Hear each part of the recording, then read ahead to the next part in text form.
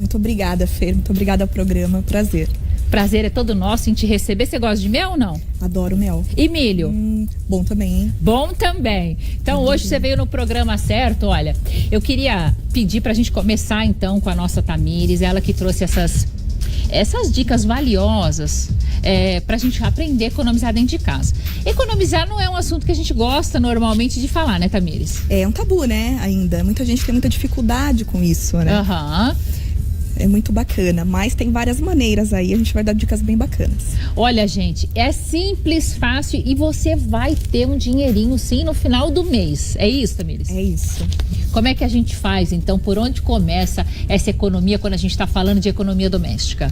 Então, vamos começar pelo básico. Tá. Antes de tudo, vamos falar que assim, quando a gente fala de educação financeira, que é a base ali da economia, até, né, que tem como um dos pilares da economia, a gente está falando sobre aprender a gerir o próprio dinheiro. Certo. E aí entram todas as dicas, as ferramentas. E começando pelo básico ali, vamos falar das compras. As compras. Compras quando você fala de modo geral ou compra de supermercado? Vamos começar pelo supermercado. Vamos começar supermercado que é essencial, todo mundo precisa fazer, né? Todo mundo precisa fazer. E aí, isso divide muita opinião também. Tem muita gente que fica, mas pesquisar, comprar um pouco, comprar picado, faço compra pro mês, o que é o melhor, né? E aí vou trazer uma dica muito bacana de primeira mão. A gente fez uma pesquisa recentemente, internamente, dentro do Instituto, que sabe esses aplicativos agora que os mercados estão possuindo? O aplicativo do próprio mercado. Sim, que você faz compra online. Exatamente. Tá. Isso está passando a ser cada vez mais efetivo. Certo. E da mesma forma que a gente tem a oportunidade de ir direto nas lojas, por exemplo, de móveis e eletroeletrônicos, ou comprar online, a gente tem essa possibilidade também agora nos mercados. E os mercados estão tendo grandes promoções e preços muito mais acessíveis pelos aplicativos. Olha, gente, então que coisa interessante, quer dizer que o preço pelo aplicativo do supermercado, aí o supermercado da sua preferência, ele acaba tendo um preço melhor do que na loja física. Acaba tendo, pelos mesmos motivos de todas as outras áreas que possuem, tanto loja física quanto online. Os custos deles são bem menores, estoque e tudo mais, então eles conseguem também trazer tudo com preço bem reduzido. E a mão de obra também, né? Eu acho que é menor, né? Então acaba aí economizando. Então tá a primeira dica aí, você passar a fazer compras de forma online, pode ser uma boa pedida. Dá uma pesquisada que pode valer a pena. A outra coisa bem bacana é realmente na quantidade, ainda falando de um item que costuma ter gastos bastante em excesso. Então, fazer a famosa listinha e anotar, isso é ainda uma dica básica, mas que vale como ouro. Hoje em dia todo mundo tem um celular, você faz a lista ali no bloquinho de notas, né? Isso. Mas não vai pro supermercado sem uma lista na mão, então. Dá uma pesquisada antes, é importante. Aí a gente tem também toda aquela economia na hora das compras do dia a dia, na hora de comprar roupa, sapato ou as coisinhas de casa que estão acabando, que a gente chama dos gastos extras. Certo. Colocar um teto de categoria para esses gastos é importante, porque sempre vão surgir gastos que são necessários. Quebrou uma coisinha ali, uma cópia da chave que tem que fazer aqui. E aí, coisas do dia a dia que você usa, mas que são consideradas extras dentro da sua própria casa, né? Exatamente. Por que colocar um teto? Porque sempre vai ter uma listinha de várias coisas que a gente acaba tendo que comprar. E quando a gente não tem esse controle de isso aqui eu vou deixar para o próximo mês, a coisa acaba saindo um pouquinho do controle.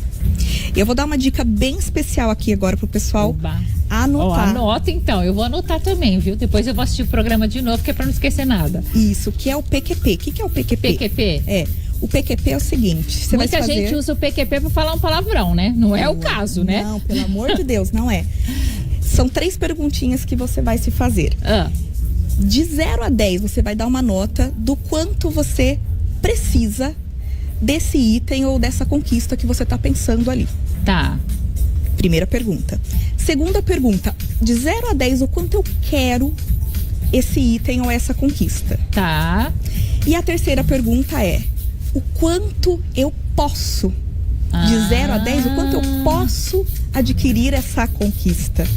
ou esse item. Então, gente, são 3 letrinhas aí, anota, ó, PQP. Pra você não ter que usar essas 3 letrinhas de uma outra forma, né, minha amiga, meu amigo? Então, a primeira é a pergunta...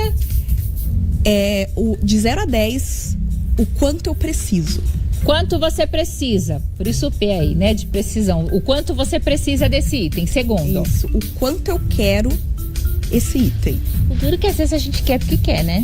Quer uma bolsa, quer um sapato, quer o que você quer.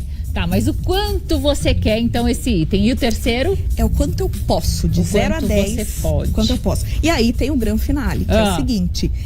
Fez essas 3 perguntinhas, colocou lá de 0 a 10, qual foi a resposta? Se na soma dessas três perguntinhas der de 25 para cima, ok. Sinal que pode comprar, você tá num algo que equilíbrio. Você já estava pensando, você queria muito ali e tal, tá aprovado, digamos. Tem condições assim. E tá no equilíbrio.